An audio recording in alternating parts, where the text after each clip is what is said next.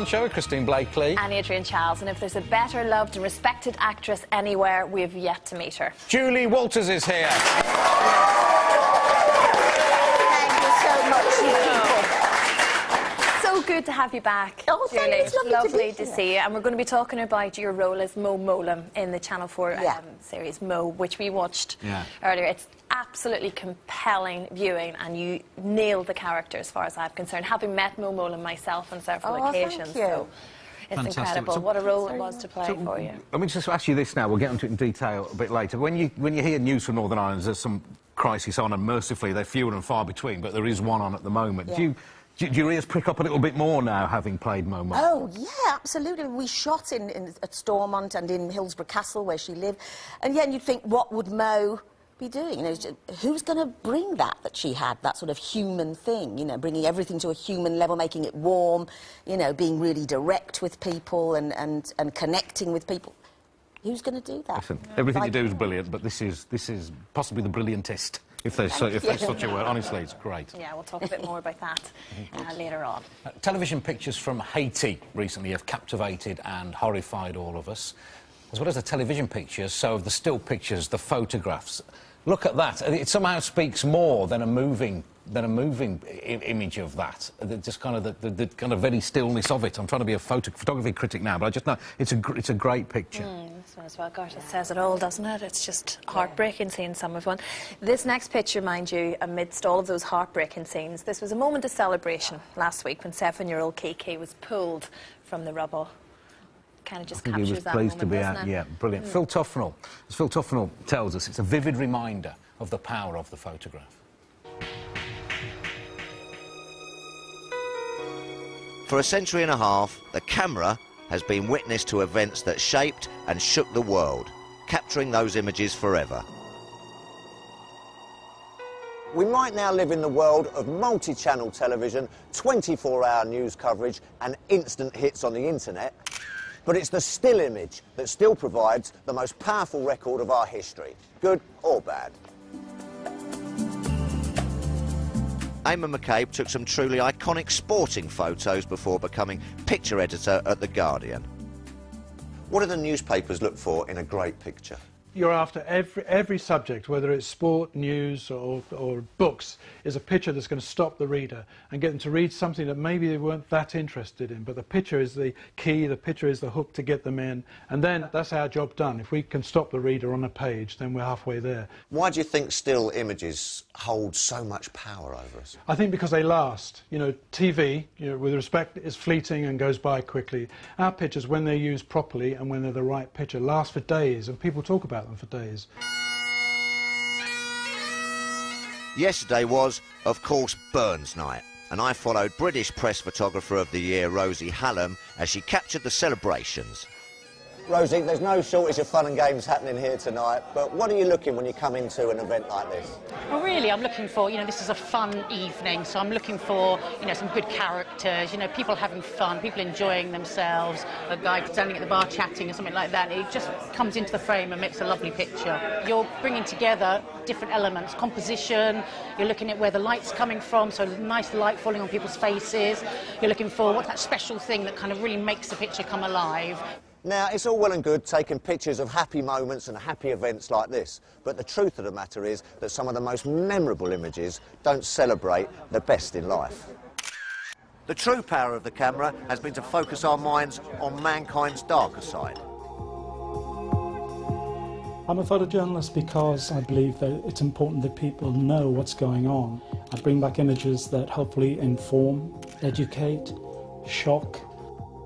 Photojournalist Tom Stoddart has spent 30 years documenting some of mankind's most shocking and desperate stories. So what's going on in this picture? Here we are in Sarajevo at the height of the siege. When I saw her, you just know, looking at her, that this is her war, this is her way of saying to the snipers who are surrounding her city, you will never win, you can't win. What is the importance of the pictures you take? Well, I'd like to think as a photojournalist that I'm bringing back images that really touch the emotion of people who see them. I want to make them angry that a famine can still happen in this day and age. It's important that people just don't turn the page. I want them to really look into the eyes of some of the people I'm photographed. But I have to say, the world would be a better place if some of these images didn't exist. Julie, many of these photos actually bring back memories. You know, you remember being stirred by them the first time you saw them, don't you? Yeah, they are, hugely affecting. Yeah. It's because it captures just 1 second, and in that you see the truth, don't you? Yeah. 1 second. Often when there's a lot of movement, you can miss a huge, you know, like in a normal film, you can miss a huge amount. And you can kind of tell, even though it's still, exactly what is going on and what's everyone feeling. Other photographs, it's less easy to work out what's going on. I don't know whether you care to explain what exactly is going on this one. Julie, on a mattress in the middle of the street. I don't know. Was I found like that? Stop it. Was I found like that? Did I sleep there the night? Judging from the hairstyle, I did. Yeah. And, you know, I have no idea. Did you arrive on the motorbike? Did you zoom off on the motorbike? Could have. No idea. You know what she's doing there. If you took that photograph, or even perhaps own the mattress, do let us know, please. No, but don't, actually. A definite tale. Any with stirrings this of memory of this one? Yes. What's going on here? Well, this was the programme I did called Julie Waters is an Alien, and I did these jobs in there's one, I think Amanda Holden's going to do one now, isn't she? Or there's one coming out, and I did one some years ago where I played this person who dealt with wildlife nuisance in Miami. And, of course, these creatures, you know, ended up in people's pools and all sorts of things. So that one, luckily, was blind in one eye, I have to say, so that's why I could manage to pick him up, and his mouth was taped up. OK, well, yeah, you were safe then. Oh, this is the best Finally, yes. This is one definitely from the personal collection. What's going on here, and why are you looking at him like that? I look like I'm about to cluck. It looks like that, or possibly spit. I hope not. No, he was really lovely. And well, why weren't you smiling then? I think I was in the middle of telling him something, obviously massively important. So I wasn't smiling there, but he took a great deal of time and chatted to everybody. He was really, it was lovely. Prince Charles, if you are watching and you remember why she was pulling that face, do let us know. Yes, could. Economic news now. It's been announced today the economy has grown by 0.1% in the last quarter. Which means we're officially out of recession. Oh, there's a party on. There's a party going on. Well, tears the top man celebrate. Many of you will be ruefully wondering why your wallets and purses don't seem noticeably fuller now the recession's behind us. As if the January credit card bill isn't bad enough, Dom Littlewood reports on a new trick the card companies are trying on to squeeze you that little bit harder.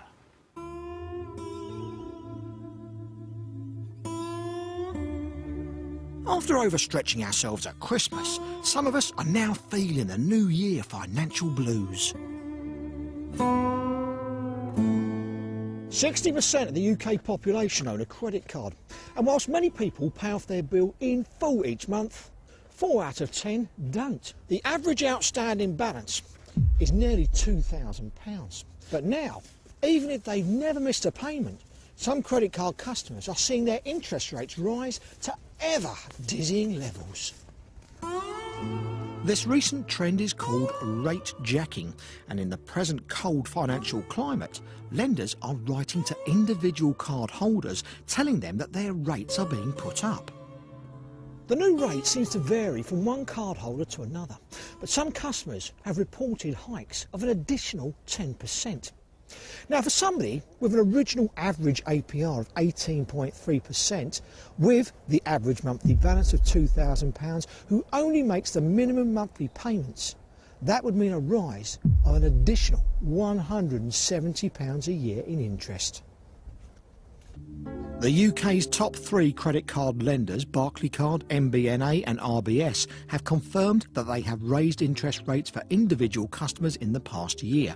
They say these decisions are based on risk and other factors such as customer performance. Industry analysts say those who've been rate jacked can fight back to come in from the cold. Well, I think it's outrageous that some customers are seeing such massive increases. You know, it's the customers that can ill afford it that are really suffering the most. And what's going on? Well, rising unemployment means the risk of the customers not repaying their balance has increased, and that's being sort of passed on to the customers from the card providers through higher rates. We've had a one-show view. His interest rate has been jacked from 13.9% to up to 30%. Yeah, I mean, that really is quite a hefty increase. You can always go back to your card provider